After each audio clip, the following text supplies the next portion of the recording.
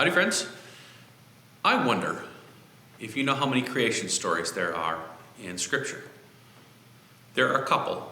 I mean, you can look at the John, in the beginning was the Word, and the Word was God, and the Word was with God, and nothing came into being without the Word, right? You have that creation story, as it were.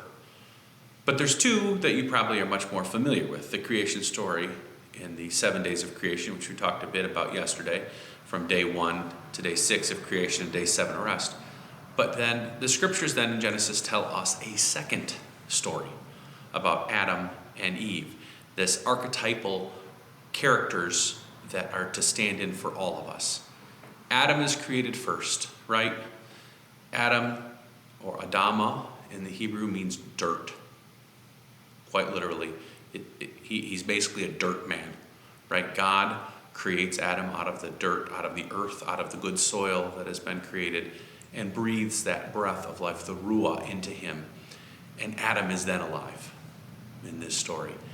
And God looks at Adam and says, well, I've made man, and something is seriously lacking here. And so God then, depending on how you look at the story, you want to take it, takes part of Adam to create Eve. Now, Eve, you probably guess, we think of Eve as in, it's the eve of something, right? The day before, the evening before. But Eve in Hebrew means life. And so you have the dirt man, Adam, and life. And between the life of Eve and the dirt, the creation of Adam, we have some sort of creation that works together. Dirt is lovely when it serves a purpose. Sitting on your kitchen floor, probably not so much, but in a garden, amazing things can happen. Out in nature, where it belongs and does what it's supposed to do, great trees can grow. Amazing things can take shape. But there's that balance between the dirt and the life in that creation story that calls us into deeper meaning with the divine. Today I'm going to invite you to specifically think about what are those things in your soil that you're working on. But what are those things, this Eve, what is giving you life? What in all of God's good creation brings you joy and life?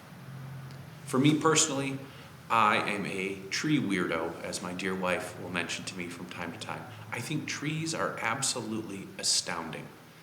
Not just because they're big and cool looking, but because of what they do biologically for us with producing oxygen for us to breathe so that we can live, but the way photosynthesis works, or you can tap certain trees to get syrup and things like this. The way the sap runs from the base of the tree all the way up. The leaves do their work.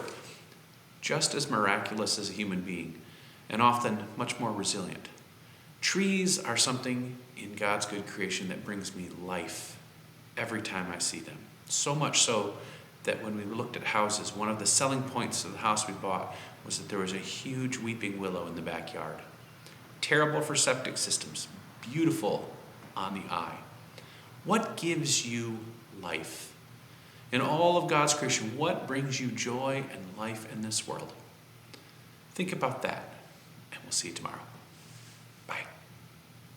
And he walks with me, and he talks with me, and he tells me I am his own, and the joy we share as we tarry there, none other has ever